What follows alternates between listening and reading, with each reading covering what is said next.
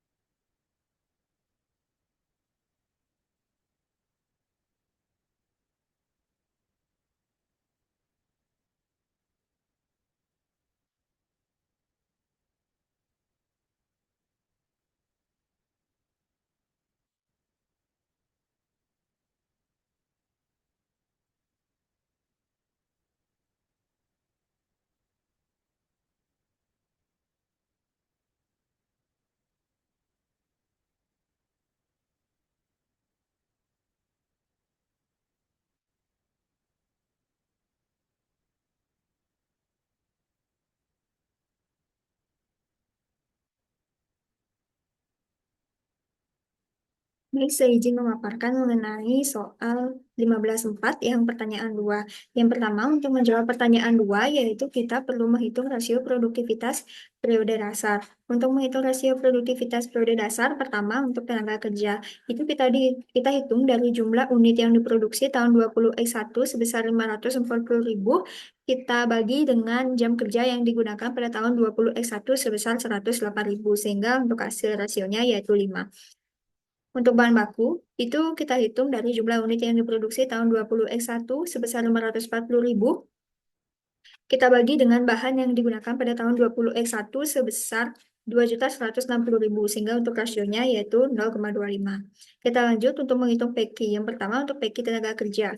Itu kita hitung dari jumlah unit yang diproduksi tahun 20X2 sebesar 450.000, itu kita bagi dengan rasio produktivitas tenaga kerja, yaitu 5. Sehingga untuk hasilnya yaitu 90.000 dolar. Kemudian untuk PK bahan baku, kita hitung dari jumlah unit yang diproduksi tahun 20X2 sebesar 450.000, itu kita bagi dengan rasio produktivitas bahan baku yaitu 0,25, sehingga hasilnya yaitu 1.800.000 dolar. Selanjutnya kita menghitung PQ dikali P. Untuk menghitung PQ dikali P, itu yang pertama biaya tenaga kerja. Kita hitung dari PQ tenaga kerja sebesar 90.000 dolar, itu kita kali dengan upah per jam kerja tahun 20X2, yaitu sebesar 14 dolar. Sehingga untuk hasilnya yaitu 1.260.000 dolar. Lanjut ke biaya bahan baku. Itu kita hitung dari PQ bahan baku sebesar 1.800.000 dolar, itu kita kali dengan biaya per pon bahan tahun 20X2, yaitu 3,5 dolar. Sehingga hasilnya yaitu 6.300.000 dolar. Dan apabila di total, biaya PQ-nya yaitu 7.560.000 dolar. Kita lanjut untuk menghitung AKI dikali P. Yang pertama, terkait biaya tenaga kerja. Itu kita hitung dari jam kerja yang digunakan pada tahun 20X2 sebesar 112.500, itu kita kali dengan upah per jam kerja tahun 20X2 yaitu 14 dolar. Sehingga untuk hasilnya yaitu 1.575.000 dolar. Selanjutnya untuk biaya bahan baku. Itu kita hitung dengan biaya bahan yang digunakan pada tahun 20X2 sebesar 1.500.000, itu kita kali dengan biaya per pon bahan pada tahun 20X2 yaitu 3,5 dolar, sehingga untuk hasilnya yaitu 5.250.000 dolar. Sehingga untuk total biaya saat ini yaitu 6.885.000 dolar. Dan kemudian data yang tadi sudah kita hitung itu kita input dalam tabel ini, seperti PQ tenaga kerja yaitu 90.000 dolar. Kemudian untuk bahan baku yaitu 1.800.000 dolar. Untuk PQ dikali P tinggal input yang perhitungan kita buat tadi, yaitu yang ini. Kemudian untuk AKI kita dapat dari soal yang untuk tenaga kerja, yaitu jam kerja yang digunakan pada tahun 20X2. Dan untuk bahan baku, yaitu bahan yang digunakan pada tahun 20X2. Untuk AKI dikali P, itu kita tinggal input perhitungan yang ini.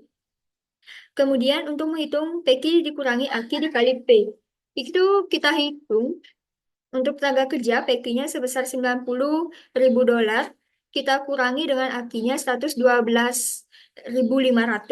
Setelah dikurangi kemudian kita kalikan dengan upah per jam kerja tahun 20X2 yaitu 14 dolar, sehingga hasilnya minus 315.000 dolar. Untuk biaya bahan baku kita hitung dengan 1.800.000 dolar, kita kurangi dengan 1.500.000. Setelah dikurangi, kita kali dengan biaya per pon bahan tahun 20X2 yaitu 3,5 dolar, sehingga untuk hasilnya 1.050.000 dolar. Kemudian kita jumlahkan perhitungannya, sehingga hasilnya yaitu 735.000 dolar untuk perubahan produktivitas. Kemudian untuk perubahan produktivitas tenaga kerjanya yaitu minus 315.000 dolar. Kemudian untuk perubahan produktivitas bahan baku yaitu 1.050.000 dolar. Baik, sekian yang dapat saya sampaikan mengenai pemaparan soal 15.4 yang pertanyaan 2. Terima kasih atas perhatiannya.